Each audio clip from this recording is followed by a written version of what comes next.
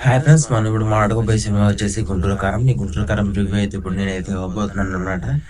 గుంటూరు కారం వచ్చేసరికి బాగా ఉందని చెప్పలేం, అలా అని బాగుందని చెప్పలేం. స్టోరీ లైన్ అయితే బాగుంది, కానీ మిగతా రాసుకున్న స్టోరీ అయితే అసలేం బాగాలేదనమాట. అంటే సింగిల్ పాయింట్ మీద లాక్కెళ్తున్నట్టు ఉంటుంది స్టోరీని. అది కాక టూ మెనీ రిఫరెన్సెస్ ఉండడం వల్ల అదొక చిన్న బోర్ మాదిరి ఫీల్ అవుతుంది. అంటే ఇప్పుడు సోషల్ మీడియాలో ట్రెండింగ్ గా ఉన్న మీమ్స్ ని వాటిని ఎక్కువగా వాడేస్తారని చెప్పాలంటే గురూజీ మార్క్ స్టోరీ అయితే ఇది కాదు. ఇక ఫైనల్ గా మనం మాడుకుంటే స్టోరీ అయితే మరీ వర్త్ వాచ్ కాదు. అయితే సంక్రాంతికి అలా చూడాలి అనుకుంటే వన్ టైం వాచ్ అయితే అవుతుంది గుంటూరు కారం అయితే. ఇక టెక్నికల్ పరంగా చూసుకుంటే తమిళనాడు మ్యూజిక్ కూడా మరీ అంత ఏం లేదు. ట్రైలర్ లో ఉన్న బీజిఎం మాత్రమే ఉంది అలాగా. కొన్ని చోట్ల అయితే డైలాగ్స్ అర్థం కూడా కావు, ఎందుకంటే డైలాగ్స్ కన్నా మ్యూజిక్ ఎక్కువగా వినిపిస్తూ ఉంటది థియేటర్ లో అయితే. మరి ఇది నా థియేటర్ లో ఉన్న స్పీకర్స్ ప్రాబ్లమ్ ఏంటో నాకైతే తెలియదు, నేను వెళ్ళి థియేటర్ కి.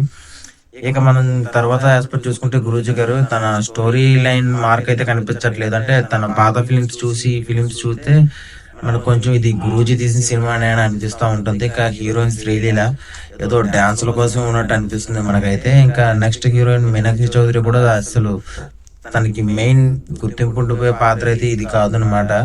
మన రమ్యకృష్ణ గారు, ప్రకాష్ రాజు గారు అయితే వాళ్ళు ఇచ్చిన పాత్రకి అయితే న్యాయం చేశారని చెప్పాలి. ఇక్కడ మహేష్ బాబు గారు అయితే మెయిన్ హైలైట్ అవుతారు అనమాట సినిమాకి. వన్ మ్యాన్ షోగా ఏదో సినిమాని ఒంటి చేతితో లాక్కెళ్తున్నట్టయితే కనిపిస్తుంది.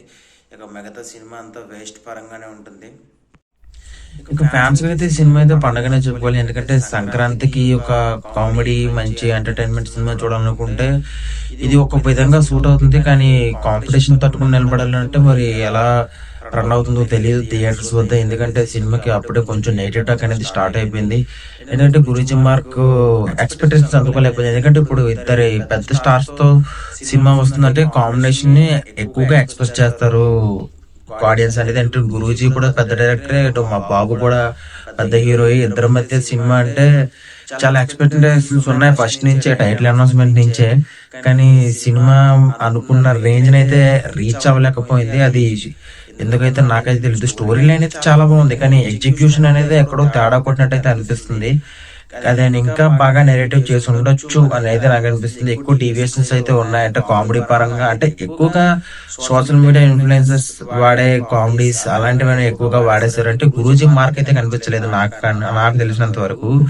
ఇవి కుర్చీ మడత పెట్టు సాంగ్ అయినా, ఈ కల్టు బొమ్మ ఇలాంటి ఎక్కువ ఏవైతే ట్రెండింగ్ లో ఉన్నాయో మన 2023లో అవే ఎక్కువగా వాడేశారు. అది కొంచెం డిసప్పాయింట్ అనిపించింది. వాడచ్చు కానీ మరి ఎక్కువగా వాడకూడదు అవి, ఎందుకంటే ఇటు స్టోరీని దెబ్బతీసే విధంగా ఉంటాయి అవి.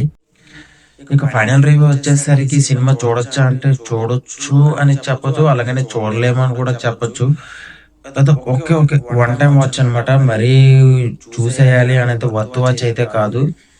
దానికి ఇప్పుడున్న టికెట్ ప్రైజెస్ కి సినిమాకి వర్త్ వాచ్ అని అయితే నేనైతే చెప్పలేను.